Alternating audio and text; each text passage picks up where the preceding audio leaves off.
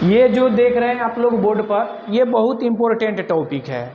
ये VVI है, most VVI है टॉपिक, ठीक है ना, बहुत बहुत महत्वपूर्ण है। यानी गॉस प्रमेय। गॉस प्रमेय आप लोग को थोड़ा सा परेशानी में डालता है, समझने में दिक्कत होता है, मगर आज हम बता रहे हैं आपको एकदम बहुत आसानी से समझ में आएगा और बहुत मज़ा आएगा। लगेगा कि हम गॉस प्रमेय क्या, बल्कि A + B का होल स्क्वायर की तरह इसको हम समझ रहे हैं। बहुत मज़ेदार टॉपिक है और एग्जाम में बहुत बार पूछे जाते हैं और बहुत इस पर न्यूमेरिकल बनाए जाते हैं। इसको समझिएगा बढ़िया ढंग से।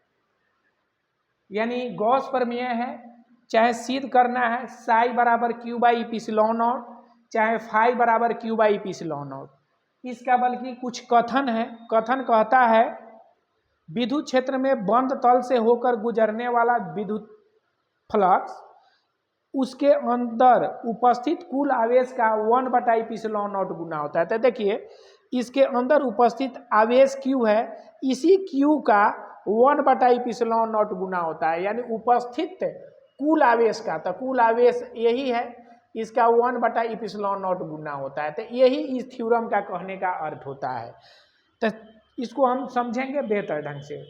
चलिए हम जानते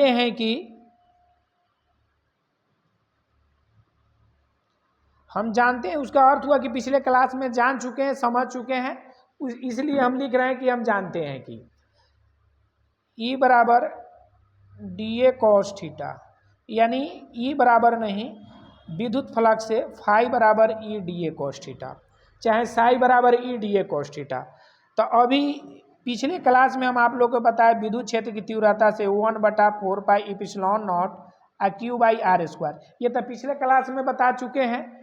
तो हम लोग किसके, विद्युत फ्लक्स से, ये किससे हुआ, विद्युत फ्लक्स से। हम जानते हैं कि विद्युत फ्लक्स से लिख सकते हैं, हम जानते हैं कि विद्युत फ्लक्स से, हम जानते हैं कि विद्युत फ्लक्स से इसको लिख सकते हैं।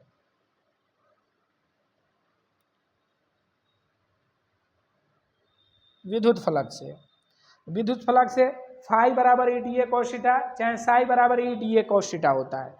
तो यहाँ पिछले क्लास में भी हम आपको सिखा दिए हैं E बराबर 1/4πε0 Q/R स्क्वायर, ठीक है।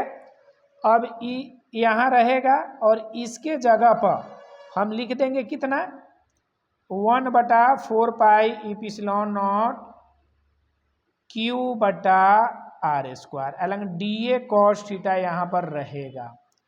अब यहाँ पर जो अल्पांशीय क्षेत्र है DA, तो आप यहाँ पर भी एक छोटा सा D लगा सकते हैं, कोई दिक्कत नहीं होगा, क्योंकि अल्पांशीय क्षेत्र D होता है। DA अल्पांशीय क्षेत्र है, जो छोटा सा क्षेत्र में आप D लगा के लिख सकते हैं। इसके विषय में भी एक वीडियो बना देंगे। अब दोनों तरफ समाकलन करने पर अब दोनों तरफ समाकलन कीजिए। तो समाकलन कीजिएगा तो ये हो जाएगा D फाई, यहाँ हो जाएगा समाकलन 1/4πε0 Q/R DA cos थीटा। अब इस पर समझना है कि इसमें कौन अंदर रहेगा कौन बाहर आएगा, इसके लिए हमको समझना है। तो आप लोग को मालूम है, एक छोटा सा एग्जाम्पल मान लिया कि शादी विवाह में देखते होइएगा, दूल्हा के साथ बहुत कोई बाराती जाता है। तो बारात शादी जहाँ होती है तो सिर्फ दूल्हा को लेकर चला जाता है, बाराती को छोड़ देता है। तो उसी तरह से समाकलन में देखना है किसको अंदर रखेंगे और किसको बाहर रखेंगे। तो यहाँ देखिए जो दूल्हा रहेगा वो अंदर रहेगा, बाराती बाहर आ जाएगा। तो यहाँ पर देखना है कि कौन दूल्हा कौन बाराती रहा, वह बल्कि बाहर है। तो यहाँ पर देखना है, यानी Q/4πε0 बाहर आ जाएगा और DA cos θ/R स्क्वायर अंदर रहेगा। तो ठोस कोण से आप लोग जानते होइएगा, चाहे पढ़े D ओमेगा बराबर DA cos θ/R स्क्वायर। तो देखिए समाकलन में से जो बाराती था वो बाहर आ गया, जो दूल्हा था अंदर हो गया। अब उसका शादी होगा तो अब देखिए क्या क्या हो रहा है, उसका परिवर्तन किया जाएगा, 4πε0 हो गया। अब इसके जगह पर हम कितना रख देते हैं, D ओमेगा। तो आप लोग पढ़े होइएगा समाकलन का नियम है, अगर dx है तो इसका x होता है, dx है तो x होता है, इसी तरह से डी फाई है तो आपका फाई हो जाएगा। अब यहाँ पर डी ओमेगा है तो यानी इसी तरह से डी ओमेगा है तो आप ओमेगा लिखिएगा, ओमेगा का मान 4 पाई एस्ट्रेडियन होता है। तो यहाँ पर फाई के फाई हो गया लंग क्यू बटा 4 पाई इप्सिलॉन नॉट हो गया।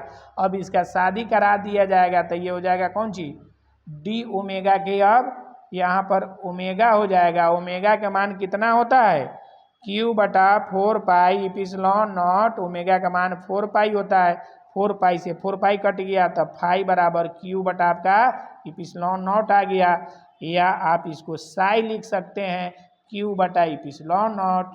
यही देखिए आसानी से आपका प्राप्त हो गया। कूलॉम का यही प्रमेय है, सॉरी गॉस प्रमेय है। गॉस प्रमेय क्या हुआ प्राप्त हो गया। ठीक है, गॉस प्रमेय क्या हुआ प्राप्त हो गया। तो यही देखिए कितना आसानी से हम लोग प्राप्त कर लिए। थोड़ा बेसिक जानकारी होना चाहिए किसकी समाकलन का, और आसानी से आप लोग समझ गए होंगे। अगर दिक्कत होगा तो कमेंट कीजिएगा, उसके विषय में फिर हम आप लोग को बता देंगे।